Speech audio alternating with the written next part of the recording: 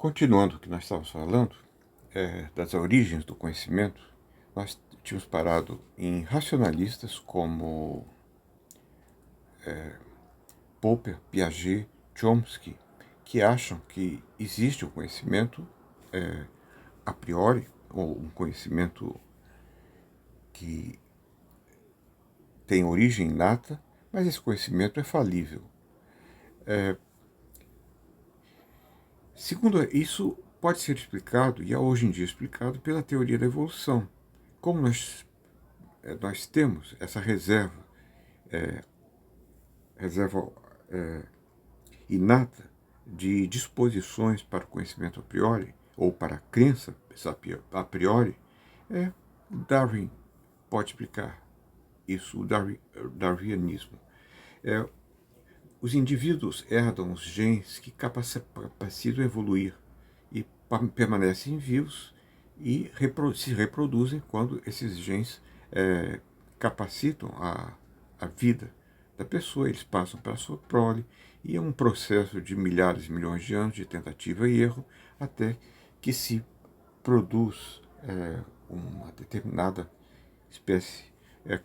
O exemplo tradicional é do cavalo, que começou um bicho um pouquinho maior do que um gato, mas até se transformar num processo de milhões de anos no cavalo atual.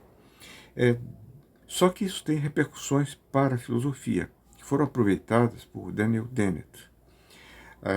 Ele diz: nós tínhamos, antes de Darwin, as explicações top-down. Deus criou o homem e as espécies há uns 4.000 anos, por exemplo. O homem já nasceu pronto e as espécies. Você tem agora a explicação bottom-up. Em vez de cima para baixo, de baixo para cima.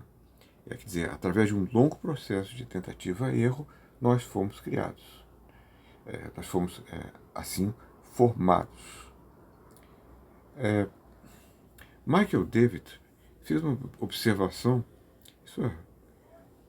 Através da evolução foram estabelecidas disposições cognitivas que favoreciam a sobrevivência da espécie.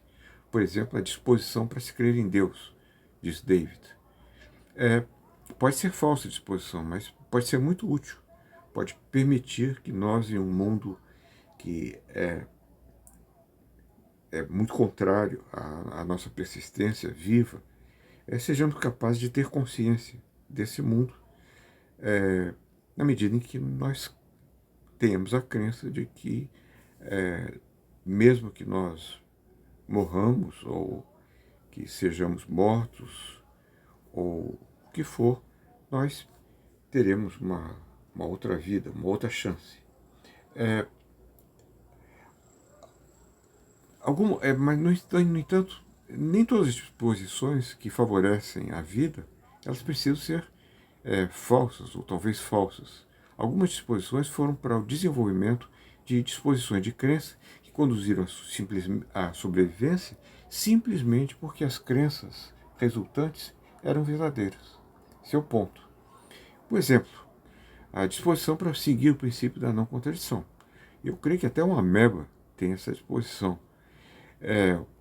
Então é uma coisa que é universal. Eu não estou dizendo que foi adquirido evolucionariamente. Pode ser até um pressuposto, mas tem que ser mantido evolucionariamente. É uma proposição, não pode ser verdadeira e falsa, ao mesmo tempo, sob a mesma perspectiva. Já está em Aristóteles. Não pode ser que P não P. A consciência disso já é outra coisa, mas que nós usamos isso o tempo todo, usamos. Digamos que uma zebra que não tenha disposição, que não tenha, que não funcione segundo o princípio da não contradição. Ela vai ser uma zebra suicida, porque se ela vê um leão e ao mesmo tempo não vê um leão, P e não P, é um leão e não é um leão, é e não é, até que o leão dá cabo dela. Então ela não sobreviveria. Nenhum animal, nenhum ser vivo sobreviveria se não tivesse algo disposicional em seu comportamento. Não precisa ser consciente, não precisa ser cognitivo E você não precisa ter a metacognição de que você você funciona cognitivamente segundo o princípio da não contradição. Outro exemplo é o da geometria euclidiana, desenvolvida há mais de 2000 anos, de forma completa. É impressionante se vocês abrirem o livro de Euclides, que está tudo lá, já há mais de 2000 anos. Deve ter impressionado Platão, porque é tudo conhecimento a priori. Ele não precisou fazer medidas o tempo todo para chegar a provar cada teorema, ou a prova já é a partir de conhecimento a priori, axiomas. Então, como explicar isso? Nós possuímos, de modo a priori, disposições inatas para a compreensão da geometria euclidiana. Nossos, nosso aparelho cognitivo funciona segundo a geometria euclidiana, no que tange a percepção. Um exemplo, a reta é a linha mais curta entre dois pontos. Para todos nós, isso é óbvio, mas não é tão óbvio que sim para os geômetras atuais. Ainda, é o axioma das paralelas. De um ponto fora de uma reta só é possível traçar uma única paralela. Bom, isso Kant considerava a priori juízo sintético a priori, geometria de Kant é constituída disso.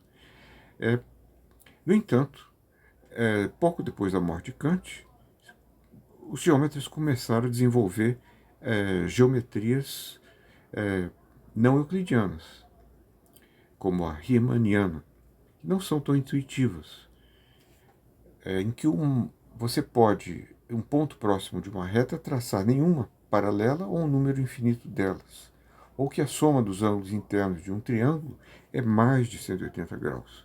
Se vocês tivessem uma curva, como uma bola ou a Terra, vocês somarem os ângulos de um triângulo desenhado nessa curva, nessa bola, vocês terão o resultado é maior do que 180 graus.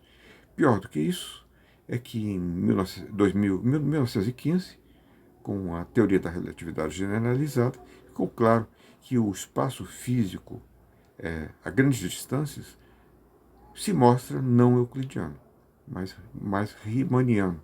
Embora isso não seja necessário para a nossa vida cotidiana, daí porque não foi selecionado uma geometria euclidiana, uma geometria riemanniana. Nós temos uma geometria muito mais simples, que é a euclidiana. Então, um triângulo traçado entre a Terra, Vênus e Marte vai ter mais do que 180 graus. Uma sugestão que eu faço é que a indução, a evolução na formação dessas disposições cognitivas procedeu de forma indutiva, o que chamam de indução evolucionária. O processo de tentativa e erro da evolução das espécies é equivalente a um procedimento de indução por enumeração. Como? O animal A1 sobrevive por ter a disposição D. O animal A2, a sua prole, sobrevive por ter a disposição cognitiva D. E assim por diante, até que a espécie chega à conclusão, melhor dizendo, a espécie seleciona os animais que têm a disposição cognitiva D. E que isso se torna para eles, para os indivíduos, quando eles têm acesso cognitivo, uma generalização a priori. Essa equivalência é legítima. Afinal, um computador, um autômato, não é um reduto único do ser humano. Um autômato pode proceder, ser programado a aprender indutivamente. Igualmente, uma espécie por vezes vista como um indivíduo, que se desenvolve no tempo, mesmo que constituído por muitos segmentos, hipótese de Hull e ainda outros.